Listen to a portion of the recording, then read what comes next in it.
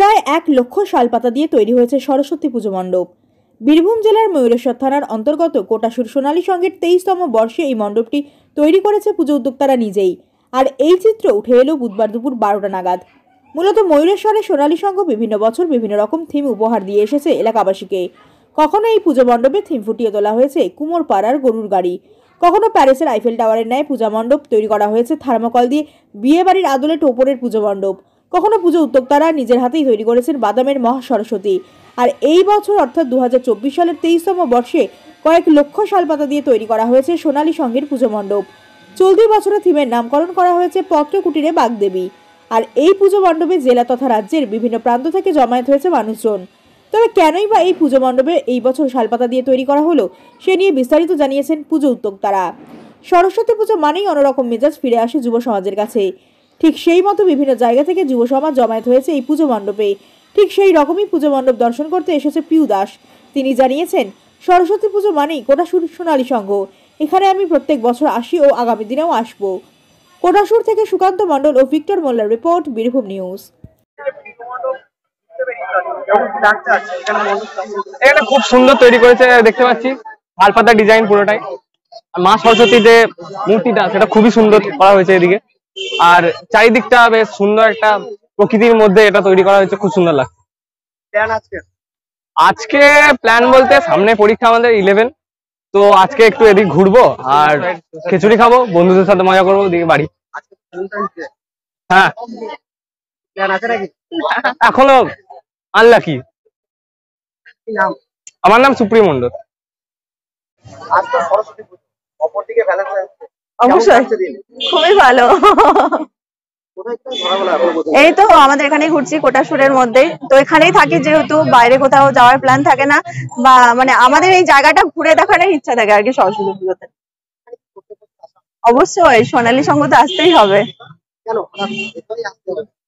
এখানে আমাদের মানে কাছের, আমাদের প্রাণের জায়গা, এখানে না এলে হবে? এখানে তো যেখানেই থাকি, যতই দূর বিদেশে থাকি, যেখানেই থাকি এখানে আসতেই হবে পুজোতে। দারুণ, কোনো মানে এখানে কিছু বলার নেই, অসাধারণ। আমার বাড়ি পাশেই, মানে এখানেই বাড়ি, কোটাসুরেই বাড়ি আর কি। আমার নাম পিউ। আমাদের বছর টোটালটা শালপাতার উপরে থিমটা তৈরি করা হয়েছে, শালপাতা আর শালপাতার বাটির উপর। কত পরিমাণ শালপাতা আছে আমাদের এখানে প্রায় গোনা নেই, প্রায় 1 লক্ষ। আমাদের প্রত্যেক বছরই নতুন নতুন চিন্তা ভাবনা থাকে। আশেপাশে মানুষজন আমাদের পুজোটার উপরে তাকিয়েই থাকে যে আমরা নতুন কি করছি না করছি, প্রতি বছর একটা থাকে। এবছর শালপাতার উপরে পরিবেশ বান্ধব হিসেবে শালপাতার উপরে থিমটা তৈরি করা হয়েছে। আমাদের এখানে কাজ প্রায় 15 দিন। না, আমাদের এখানে কমিটির সদস্যরাই থিমটাকে তৈরি করে, প্রত্যেক বছর আমরাই তৈরি। আগামী দিনে কি চিন্তা ভাবনা আমাদের? আগামী দিনে একটা নতুন কিছু চিন্তা ভাবনা আছে, সেটা সামনের দিনে কথা হবে সেটা নিয়ে। পরিচয় আমরা? আমার পরিচয়, আমি মৈনাক মন্ডল। এবছর পত্রকুটিরে মা। চিন্তা ভাবনাটা আমরা 3 দিকটা ভেবেছি এখানে। প্রথম কথা হচ্ছে আমরা জ্ঞান ভরি দেখে এসেছি, যারা জ্ঞানের ধারক ও বাহক তথা সরস্বতী ধারক ও বাহক, তাদের কিন্তু সুউচ্চ প্রাসাদ জোটে না। লক্ষ্মীর সাথে তাদের বেশিরভাগ সময়ই বৈরী। তাই আমরা এবার চিন্তা করেছি যে পাতার কুটিরেই আমাদের মা থাকবে। দ্বিতীয়ত, এই যে আজকে পাতা প্রায় উঠেই গেল বলতে গেলে আমাদের বিভিন্ন অনুষ্ঠান থেকে, তার জায়গায় জায়গা করে নিয়েছে আর্টিফিশিয়াল বিভিন্ন জিনিস। তাতে যেমন পরিবেশ দূষিত হচ্ছে, এবং যারা এই কাজে যুক্ত ছিল এই পেশার সাথে, তাদেরও কিন্তু আজকে সঙ্গতি খুবই খারাপ হয়ে যাচ্ছে। সেই জন্য তার সমাজকে আমরা একটা বার্তা দিতে যে পরিবেশ বান্ধব জিনিস ব্যবহার করুন, পরিবেশকে বাঁচান, যাদের জীবিকা তাদেরকেও বাঁচান।